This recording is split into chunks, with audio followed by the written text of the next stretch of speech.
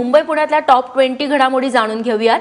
उद्धव ठाकरेंनी भाजपशी युती तोडल्यानंतर कल्याण डोंबिवली महापालिकेमध्ये नवीन राजकीय समीकरणं उदयाला येत आहेत। भाजपला सत्तेपासून दूर ठेवण्यासाठी शिवसेना आणि मनसे एकत्र येण्याची इथे चिन्ह आहेत। त्यासाठी कल्याण डोंबिवलीमधल्या शिवसेना आणि मनसे पदाधिकाऱ्यांच्या बैठकाही सुरू झाल्या आहेत। कल्याण डोंबिवली महापालिकेतील महिला आणि बालकल्याण समिती, परिवहन समिती आणि उपमहापौर पदासाठी आज निवडणुका होणार होत्या।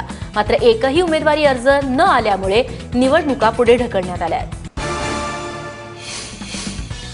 मुंबई महापालिकेच्या वॉर्ड क्रमांक 164 मध्ये तब्बल 37 उमेदवार रिंगणात उतरलेत। त्यामुळे इथल्या मतदारांचीही डोकेदुखी वाढली आहे। नव्या रचनेनुसार या वॉर्डची निर्मिती झाली आहे। तब्बल 46,000 या वॉर्डाची लोकसंख्या आहे। समाजवादी पार्टीचे इस्हाक शेख हे या वॉर्डाचे नगरसेवक होते, पण खोट्या जात प्रमाणपत्राप्रकरणी 6 महिन्यांपूर्वी त्यांचं नगरसेवक पद रद्द झालंय आणि न्यायालयाच्या आदेशानुसार त्यांचं नगरसेवक पद भाजपच्या हरीश भांदिरगे यांना देण्यात आलंय। ठाणे महापालिका निवडणुकीत एकूण 805 उमेदवार रिंगणात आहेत। काल 228 जणांनी माघार घेतली आहे। ठाण्यात शिवसेनेच्या नगरसेविका पूजा वाघ, नम्रता भोसले, अश्विनी जगताप यांनी उमेदवारी अर्ज मागे घेतलाय, तर माजी महापौर स्मिता इंदुलकर यांनी माघार घेत भाजपत प्रवेश करण्याचा निर्णय घेतलाय। अर्जासोबत योग्य कागदपत्र न जोडल्यामुळे शिवसेनेचे प्रभाग क्रमांक 6 मधील उमेदवार दिलीप बेंदुगडे यांचा अर्ज बाद झालाय। पुण्यात अर्ज मागे घेण्याच्या वादावरून भाजपचे गटनेते गणेश बिडकर आणि मनसे सोडून काँग्रेसमध्ये आलेले रवींद्र धंगेकर यांच्यात जोरदार हाणामारी झाली। काँग्रेसचे बंडखोर असलम बागवान उमेदवारी अर्ज मागे घेण्यासाठी आलेले होते। त्यावेळी धंगेकर बागवानांच्या बरोबर होते। त्याचवेळी अर्ज मागे घेण्यासाठी बागवानांवरती दबाव टाकला जात असल्याचा आरोप बिडकरांनी केला। दरम्यान काँग्रेसचा अंतर्गत प्रश्न असल्याने बिडकरांनी हस्तक्षेप करू नये असं काँग्रेसच्या कार्यकर्त्यांनी म्हटलं आणि त्यानंतर वाद वाढत गेला आणि गणेश बिडकर आणि रवींद्र धंगेकर यांच्यात त्यानंतर हाणामारी झाली। पुण्याचे पालकमंत्री गिरीश बापट आणि भाजपचे खासदार संजय काकडे यांच्यातील वाद पुन्हा एकदा सगळ्यांसमोर आलाय। सिंहगड किल्ल्यावरती प्रदेशाध्यक्ष रावसाहेब दानवे यांच्या उपस्थितीत शपथ देण्याचा कार्यक्रम पार पडला। त्यावेळी भाषण करताना गिरीश बापटांनी भाजप हा कार्यकर्त्यांचा पक्ष आहे, त्याचे निर्णय बाहेरून आलेला सोम्या गोम्या ठरवू शकत नाही अशा शब्दात काकडे यांना टोला मारला। त्यावरती बापट गटातले जे उमेदवार शपथ घ्यायला आले नाहीत त्यांना तुम्ही शपथ द्या असं सांगत काकडेंनीही प्रतिटोला हाणला। साहेबांनी शपथ घ्यायला जे आलेले नगरसेवकांची यादी करावी आणि त्यांच्यावर पूर्णपणे लक्ष ठेवावे आणि पारदर्शक ती शपथ न दिलेल्यांना पुणे शहराच्या कार्यालयात बोलून त्यांना पारदर्शक शपथ द्यावी। पुणे महापालिकेचे आयुक्त कुणाल कुमार हे भाजपच्या इशाऱ्यावरून निवडणूक यंत्रणा राबवत असल्याचा आरोप केला जातोय। या आरोपांवरती आयुक्त कुणाल कुमार यांनी पत्रकार परिषदेत उत्तर देण्याचा प्रयत्न केला, मात्र या स्पष्टीकरणातून आणखीनच धक्कादायक माहिती समोर येतेय। घोले रस्ता क्षेत्रीय कार्यालयामध्ये अर्ज दाखल केलेल्या अनेक उमेदवारांच्या अर्जांमध्येच त्रुटी होत्या, मात्र आयुक्तांनी फक्त रेश्मा भोसले यांचंच प्रकरण निवडणूक सचिवांकडे पाठवल्याचं यातून समोर येतंय। पुण्यातल्या हिंजवडी इथल्या इन्फोसिस कंपनीतील महिला अभियंता रसिला ओपीच्या हत्येनंतर भीतीचं वातावरण निर्माण झालंय। हीच भीती दूर करण्यासाठी पुण्याच्या पोलीस आयुक्त रश्मी शुक्ला थेट रस्त्यावरती उतरल्या आणि हिंजवडीत पायी चालत त्यांनी महिला कर्मचाऱ्यांशी संवाद साधला। महिलांनी असुरक्षित असल्याची भावना यावेळी शुक्ला यांच्याकडे बोलून दाखवली। दरम्यान रसिलाचा आरोपी भाबेन सैकियाला ज्या सुरक्षा एजन्सीनं कामावरती ठेवलं होतं त्या सुरक्षा एजन्सीच्या परवान्याची मुदत संपल्याचंही समोर येतंय। हिंजवडीतल्या इन्फोसिसमध्ये काम करणाऱ्या रसिला ओपी हत्या प्रकरणातील आरोपीला तृप्ती देसाई आणि त्यांच्या कार्यकर्त्यांनी मारहाणीचा प्रयत्न केला। काल पोलिसांनी आरोपी भाबेन सैकियाला शिवाजीनगर न्यायालयात सुनावणीसाठी आणलं होतं। त्यावेळी तृप्ती देसाई आणि त्यांच्यासोबतच्या महिलांनी त्याला मारहाण करण्याचा प्रयत्न केला, मात्र पोलिसांनी वेळीच भाबेनला गाडीत बसवून नेलं। त्यावेळी देसाईंनी पोलिसांची गाडीही अडवण्याचा प्रयत्न केला। दरम्यान तृप्ती देसाईंसह 3 महिलांवरती यानंतर गुन्हा दाखल करण्यात आलाय। समाजवादी पक्षाच्या उमेदवार आयशा शेख या मतदारांना पैसे वाटतानाचा व्हिडिओ सोशल मीडियावरती व्हायरल झालाय।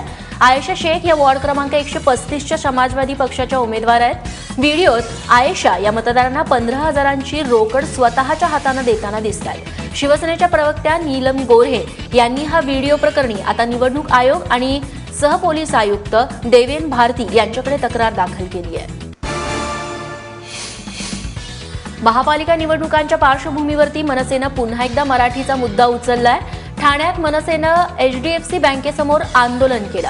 मुंबईची भाषा गुजराती आहे अशी माहिती HDFC बँकेच्या वेबसाईटवरती टाकण्यात आली आहे. त्याचाच निषेध करत मनसेनं HDFC बँकेच्या तलावपाली शाखेसमोर आंदोलन केलं. यावेळी मराठीचा अपमान होऊ देणार नाही असे पोस्टर्स मनसेनं बँकेसमोर लावलेले आहेत.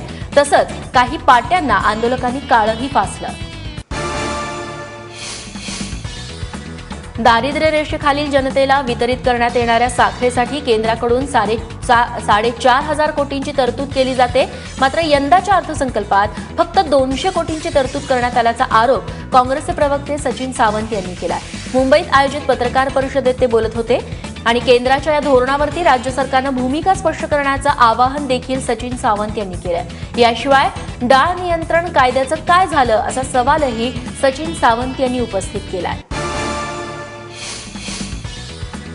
शिवसेनेच्या विद्यमान नगरसेविका हेमांगी चेंबूरकर यांना लाच घेताना रंगेहात अटक करण्यात आली आहे. एका हॉटेल चालकाकडून 16,000ची लाच घेताना हेमांगी चेंबूरकर आणि त्यांचा सचिव राजाराम रेडकर यांना अटक करण्यात आली आहे. हेमांगी चेंबूरकर या मुंबईतल्या वॉर्ड क्रमांक 199च्या नगरसेविका आहेत. तिथल्या एका हॉटेल मालकाविरोधात वॉर्ड ऑफिसमध्ये तक्रार दाखल करण्यात आली.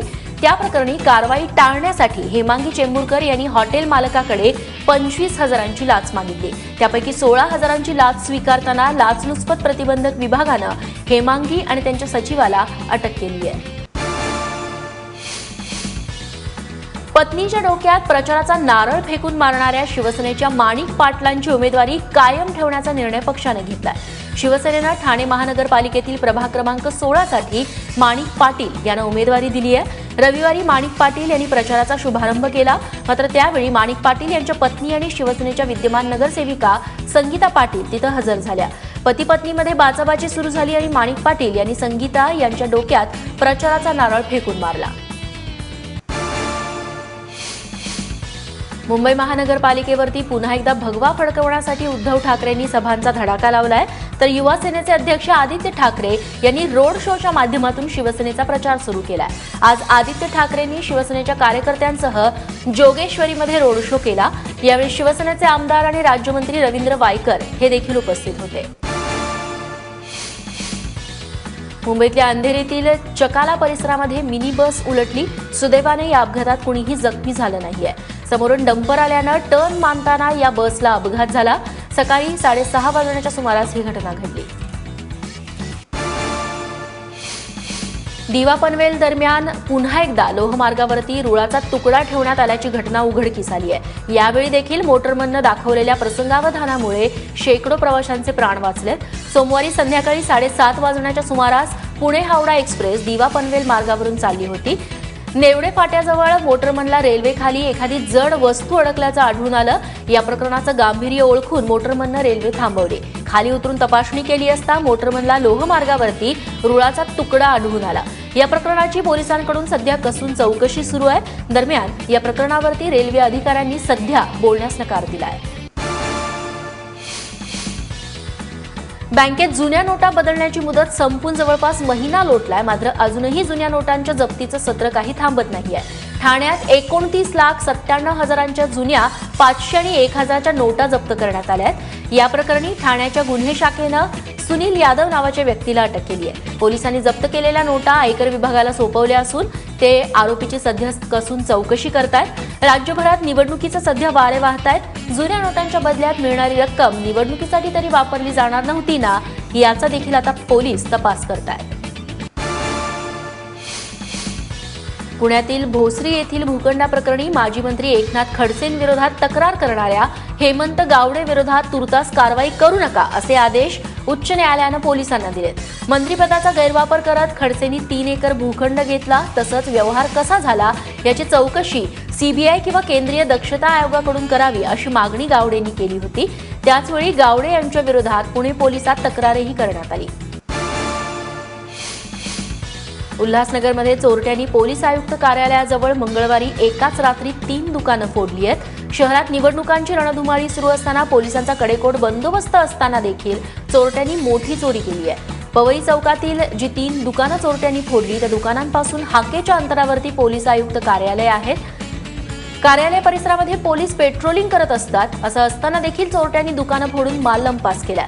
दरम्यान चोरीची ही घटना सीसीटीव्ही कॅमेऱ्यात कैद झाली असून पोलीस सीसीटीव्ही फुटेजच्या आधारावरती आता चोरांचा शोध घेत आहेत. मुंबईच्या दहिसर पश्चिमेकडील स्कायवॉकचा काही भाग कोसळला, ज्याच्यामध्ये 2 जण जखमी झालेत. काल रात्री 7:30 वाजण्याच्या सुमारास ही घटना घडली आहे. घटनेची माहिती मिळताच अग्निशमन दलानं घटनास्थळी धाव घेतली. 8 वर्षांपूर्वी हा स्कायवॉक बांधण्यात आलेला होता, मात्र त्याचा मोठ्या प्रमाणावरती वापर नसताना देखील अचानक काही भाग कोसळल्यामुळे स्थानिकांनी ठेकेदारावरती कारवाई करण्याची मागणी केली आहे. मुंबईत एका व्यक्तीनं आपल्या फेसबुक पेजवरती भाच्याच्या अपहरणाची चुकीची माहिती टाकल्याचं समोर येत आहे. ही माहिती पाहून पोलिसांनी चौकशी केली असता असा कोणताच प्रकार घडला नसल्याचं उघड झालंय. मुंबईत राहणाऱ्या जाईन शेख या व्यक्तीनं आपल्या फेसबुक प्रोफाईलवरती भाच्याचा फोटो टाकला आणि एका इनोव्हा गाडीचा फोटो टाकून गेल्या 18 तासांपासून भाचा बेपत्ता असल्याची माहिती टाकली. ही पोस्ट व्हायरल होताच पोलिसांनी या गाडीचा आणि बेपत्ता मुलाचा शोध घेण्याचा प्रयत्न केला.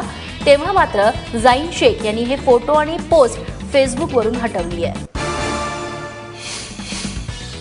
वर्षातून केवळ एकदाच येणारा हापूस आंब्याचा सीझन आता सुरू झालाय. नवी मुंबईतल्या एपीएमसी मार्केटमध्ये कोकणातला हापूस आंबा दाखल झालाय. फळ मार्केटमध्ये 110 हापूस आंब्याच्या पेट्या दाखल झाल्या असून 5 ते 6 डझनाच्या पेटीला 4 ते 8 हजारांचा दर मिळतोय.